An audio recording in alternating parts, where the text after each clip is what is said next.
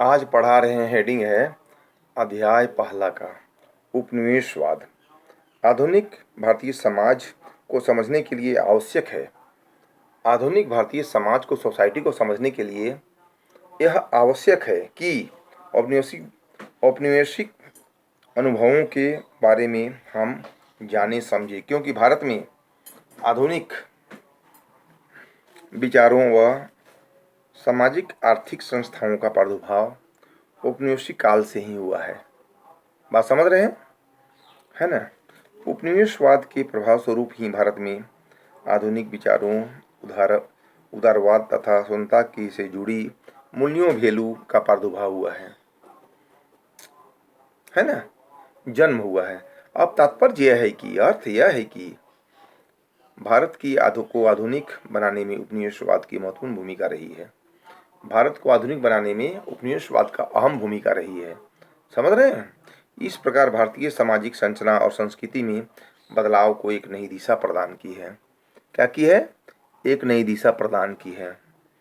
अब प्रश्न उठता है कि उपनिवेशवाद का प्रादुर्भाव उदय कैसे हुआ। यदि ऐसी तथ्यों और प्रसंगों के बारे में हम जानना चाहते हैं तो 1453 में तुर्क शासकों द्वारा कुसुनतुनिया पर अधिकार कर लेने के पश्चात स्थल मार्ग से यूरोप एशियाई देशों में व्यापार पूर्णतः बंद हो गया।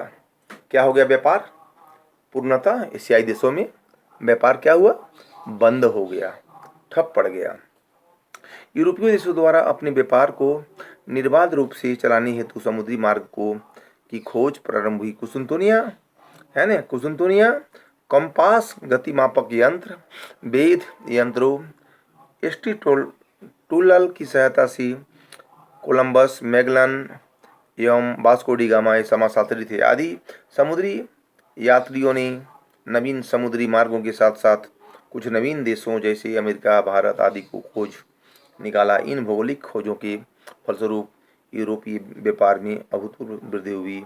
धन की बहुलता एवं स्वतंत्र राज्यों के उदय से उद्योगों को बढ़ावा दिया। परिणाम स्वरूप यूरोपीय देश में कई नवीन उद्योग स्थापित हुई। ईसाई धर्म प्रचारक भी धर्म प्रचार हेतु नई खोजे हुए देशों में जाने लगे। इस प्रकार अपने व्यापारिक हितों को समझने एवं धर्म प्रचार आदि के लिए यूरोपीय देश उपनिवेशवाद की स्थापना की और अग्रसर हुए और इस प्रकार यूरोप में उपनिवेशवाद का उदय हुआ। क्या हुआ? उपनिवेशवाद का उदय हुआ। अब हेडिंग देखिए, उपनिवेशवाद का अर्थ, मीनिंग ऑफ कोलोनियलिज्म। उपनिवेशवाद का अर्थ क्या है? तो सामान्य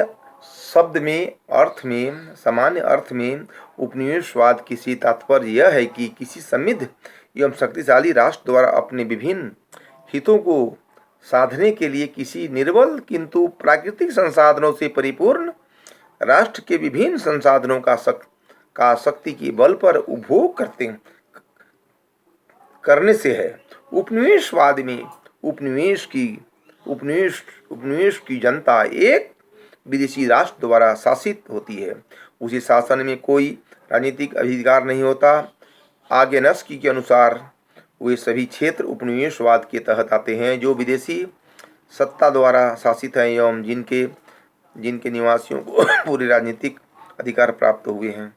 वस्तुतः हम किसी शक्तिशाली राष्ट्र द्वारा विनिहित स्वार्थवश किसी निर्बल राष्ट्र के शोषण को उपनिवेशवाद कहते हैं। अन्य अर्थ में एक देश द्वारा दूसरे देश पर शासन को उपनिवेशवाद कहा जाता है। एक कमजोर देश को कोई देश अगर शासन करता है तो उसे क्या कहते हैं? उपनिवेशवाद कहते हैं। इस प्रकार उपनिवेशवाद वह स्थिति है जिसमें एक राष्ट्र या राज्य का शासन किसी विदेशी सरकार द्वारा अपने हितों की पूर्ति के लिए किया जाता है। उपनिवेशवादी शासन का प्रमुख उद्देश्य उपनिवेशी राज्यों की संपूर्ण सामाजिक, आर्थिक और राजनीतिक शक्ति को अपने साथ में केंद्रित कर लेता है। यानी एक चीज गौर कीजिएगा, उपनिवेशवाद एग्जाम में आएगा। उपनिवेशवाद का क्या अर्थ है? उपनिवेशवाद से क्या समझते हैं? उपनिवेशवाद, हाँ, है ना, का क्या अर्थ है और क्या समझते हैं? बात समझे, है ना। एग्जाम में 3 तरह से आएगा आपको क्वेश्चन, लेकिन आपको घबराना नहीं है, ध्यान देना है कि कैसे इसको आप डील कीजिएगा। बात समझे? कैसे इसको आप लिखिएगा, यानी कई तरह से पूछेगा। निर्बल दास, निर्बल देश राष्ट्र, बलशाली देश निर्बल राष्ट्र को शासन करता है, पैठ जमाता है। बात समझ के? तो आपको इस चीज को ध्यान देना है। जैसे कोई निर्बल दुर्बल आदमी, बलशाली आदमी कमजोर आदमी को धमकाता है, शोषण करता है, तो हम उसके लिए शोषण के विरुद्ध हम क्या करते हैं? अधिकार लगाते हैं, उठाते हैं कि नहीं? उसके लिए हम क्या करते हैं? अधिकार लगाते हैं, है ना? उसके लिए हम शोषण के विरुद्ध आवाज उठाते हैं। क्या करते हैं? आवाज उठाते हैं। तो हमको लिखना है कि कोई गरीब देश, पूंजीपति देश गरीब देश के ऊपर चढ़ाई करता है, आक्रमण करता है, तो उपनिवेशवाद को बढ़ावा मिलता है। क्या मिलता है? बढ़ावा मिलता है।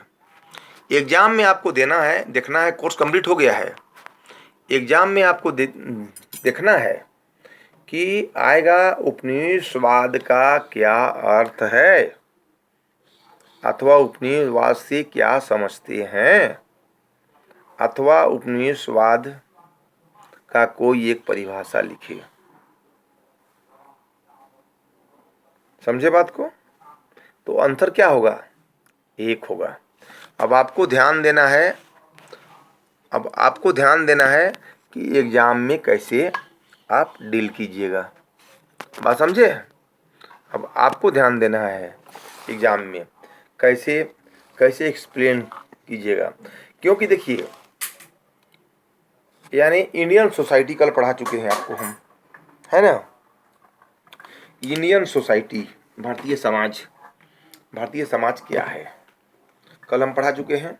अब आपको ध्यान देना है कि कौन आंसर क्या बोलता है, क्या लिखना है, कैसे लिखना है। आप गौर कीजिए पढ़ाई को, आप समझिए पढ़ाई को। एग्जामिनर कैसे पूछेगा क्वेश्चन, और जब तक आप पढ़ाई को नहीं समझिएगा, लिख नहीं पाइएगा। इस प्रकार हम कह सकते हैं उपनिवेशवाद एक दबंग देश राष्ट्र निर्बल देश पर शासन जमाता है।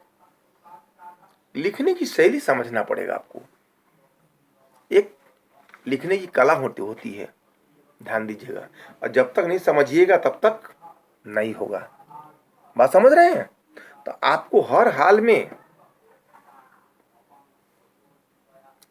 देखना पड़ेगा।